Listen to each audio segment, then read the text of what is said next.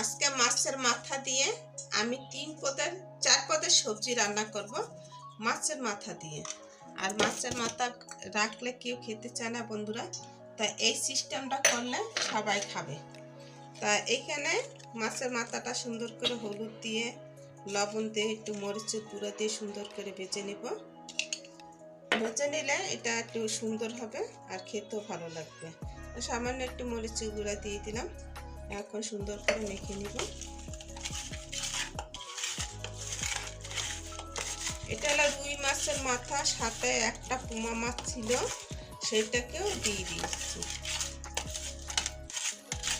এখন আমি এটাকে কিন্তু আগে থেকে তেল নিয়ে দিয়েছি।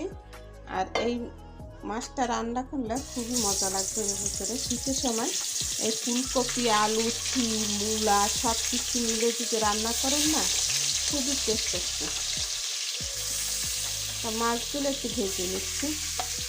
ভাজা হয়ে গেলে শিম, আলু, ফুলকপিগুলো দেখুন কত বড় বড় কেটে নিয়েছি। আর এগুলো কিন্তু ময়লা না বন্ধুরা, দেখুন আমি ফুটে উঠছি, তারপরে ময়লা না, এটা তো ডাক। তা এভাবে করে ছটফট হালকা একটু ভেজে নেব।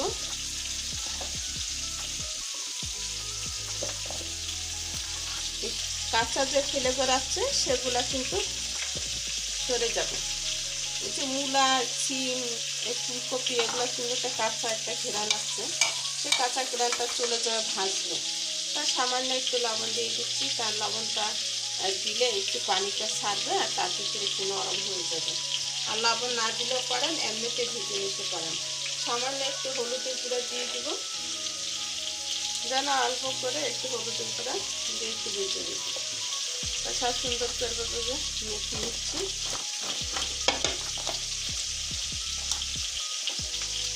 বাস মাখানো কলা শেষ, এখন আর মাখা দরকার নেই।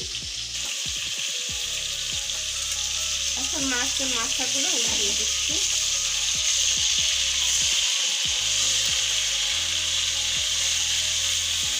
একেবারে কালার করার কোনো দরকার নেই, একটু লালচে কালার হয়ে গেলে এটা উল্টে পাল্টে ভেজে দেবো।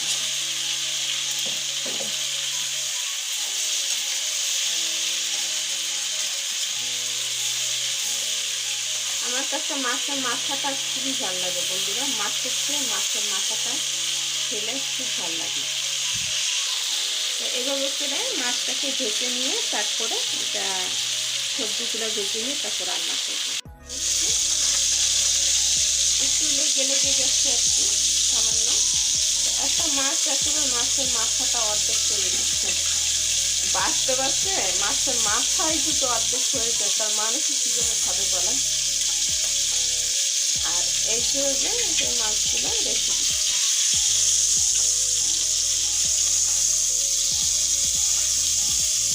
এই তেলের মধ্যে আমি যে মিক্স সবজি সেটাকে ফ্রাই করে নিই। তো এই যে দেখুন, এখন এটাকে ফ্রাই করে নিচ্ছি। সবগুলো একসাথে দিয়ে দেবো। যে পানিগুলো এসেছে সেই পানিগুলো আগে দেবো।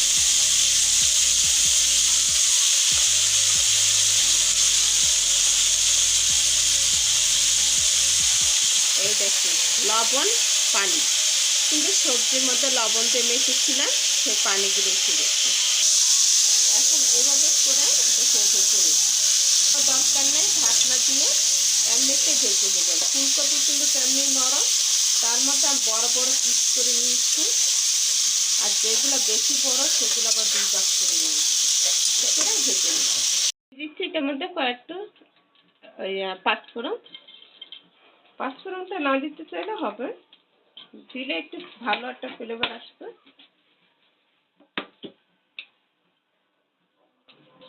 এখন দিয়ে দিচ্ছি একটা পাঁচফোড়নটা একটু ফুটে উঠলে একটু ঘিরান বেরিয়ে যাবে, এটা আলাদাভাবে। এখন দিয়ে দিচ্ছি বাদাম বাটা আর কি পেঁয়াজ, আদা, রসুন একসাথে বাটা। এখানে কাঁটাটা দেওয়ার আর কোনো প্রয়োজন হবে না, কারণ এটা আমরা সবজি দিয়ে মাছের মাথাটা রান্না করছি।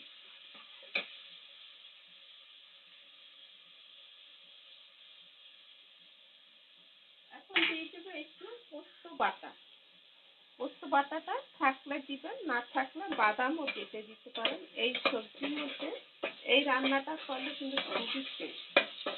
এভাবে করে মাছের মাথা দিয়ে রান্না করলে খুব ভালো লাগবে। আর এখানে কি ব্লেন্ডারে পিষে নিয়েছি, এটা একটা ভালো মতন মিশানো, বা সরিষা বাটাও এখানে দিয়ে দিতে পারেন।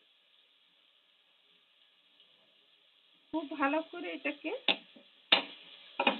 পিষে আর কি, আর পাটার মধ্যে পিষে তারপর রান্না করলে এটা সবচেয়ে ভালো হয়।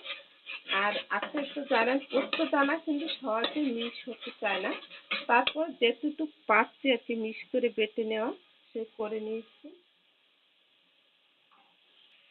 তো এইখানে পোস্ত বাটাটা সেই পানিগুলো এখানে দিয়ে দিচ্ছি,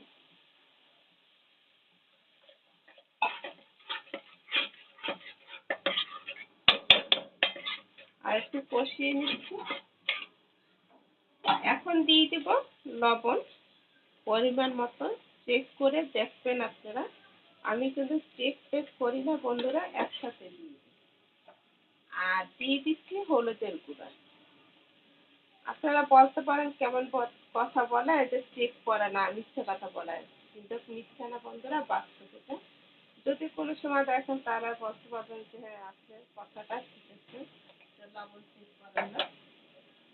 আমি লবণ চেক করাটা এটা খুবই পছন্দ করি না একেবারে। একসাথে লবণটা দিয়ে দিলে হয়ে যায়। দিয়ে দিচ্ছে এখানে শুকনো মরিচ গুঁড়া 1 চা চামচ,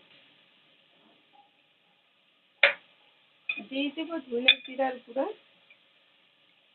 1 টেবিল চামচ,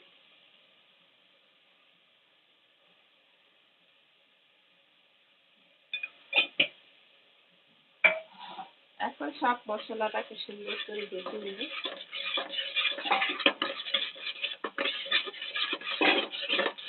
এই মশলাটা যতক্ষণ কষাবেন তত ভালো হবে, আর কি রেজাল্টটা ভালো আসবে। আর সব তিল কপি এরকম করে ভেজে নেবেন। এই যে দেখুন ভাঙবে না আর পুড়বে না।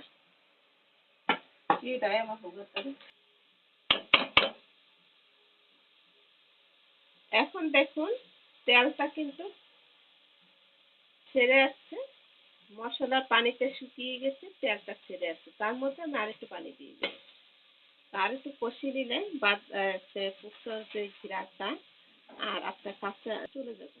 আবার একটু পানি দিয়ে এই পানিটা শুকিয়ে আসলে তারপর আমি এখানে সবজিগুলো দিয়ে দিব, তারপর মাছের মাথাটা দিয়ে দেবো।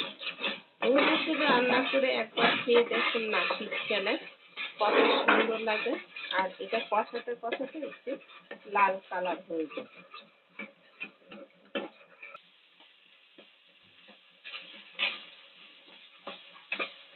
দেখুন মশলা কষাতে কষাতে একটু লাল কালার এসে পড়েছে।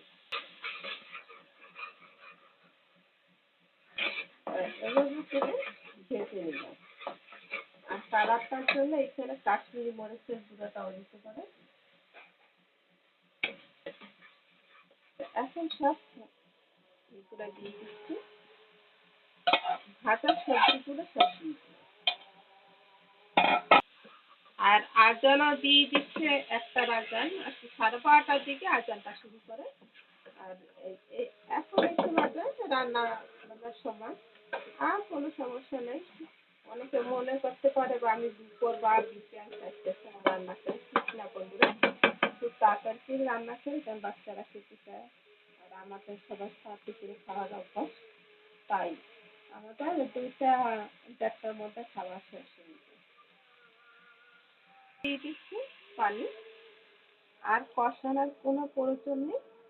এখানে যেভাবে কষিয়ে নিয়েছি এইটি অনেক সুন্দরভাবে কষানো হয়ে গেছে বন্ধুরা, আর এগুলো সিদ্ধ হয়ে গেছে। দিচ্ছি সে মাছের মাথাগুলো, আমি সবটা প্রত্যেক জায়গায় সাজিয়ে আর কি দিয়ে দিচ্ছি, যেন সব জায়গায় মাছের মাথার ভিতরে রসগুলো আর কি ঢুকে যায়, সেই গ্রেভিগুলো ঢুকে যায় সেরকম করে। আর এটা তো একেবারে গেয়া, এটার কোনো হাড় মাংস কুছ নেই, ঠিক এখন সব দিয়ে দিলাম। এখন এটা সুন্দর মতন যখন বলক উঠবে তখন এখানে দিয়ে দেব কাঁচা মরিচ আর ধনেপাতা আর জিরার গুঁড়া। তা একে দিচ্ছি, ঢেকে দিলে খুব তাড়াতাড়ি করে রান্নাটা হয়ে যায়। মাশাআল্লাহ দিলে তরকারির রংটা এত সুন্দর হয়েছে। আর এটা খেতে শীতকালে যে খেতে গরম গরম ভাত সুন্দর মতন খেতে খুব ভালো লাগবে। দিয়ে দিচ্ছি কাঁচামরিচ, টমেটো, পাকা টমেটো আর কি, কাঁচা টমেটো বা পাকা টমেটো দিয়ে দিবেন, তা এটা আর একটু ভালো লাগবে খেতে। এখন তরকারিটা প্রায় হয়ে আসছে, আর একটু এটা নাড়তে হবে না, এভাবে ঝুলিয়ে দিলে এটা হয়ে যাবে। আর একটু ঢেকে দিচ্ছি, কিছুক্ষণ পর ধনেপাতা আর গুঁড়ো মশলাটা দিয়ে দিই। আর দেখুন তরকারিটা লবণীয় লাগছে কি লাগছে না, অনেক সুন্দর তরকারি। এটা খেয়ে খিটখিটে খেয়ে যাবে আর কি। এভাবে করে রান্না করলে খেয়ে খুব প্রশংসা করবে সবাই।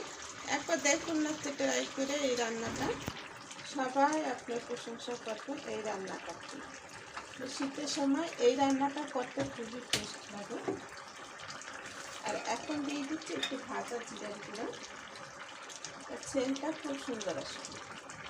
এটা না দিলেও চলে, অপশনাল, কারণ ধনেপাতা আর আপনার ভাজা জিরার গুঁড়া একসাথে দিলে কোনোটা ফ্লেভার আসে না। তা আমি একটু দিয়ে দিলাম বন্ধুরা, আপনারা না দিলে দিতে পারেন। আর এখন একটু ঢেকে রাখবো। আর রান্নাটা পুরো শেষ কমপ্লিট হয়ে গেল। এখন আমি চুলাটা অফ করে দিচ্ছি। আর এটা ফ্লেভারটা সুন্দরভাবে থেকে যাবে।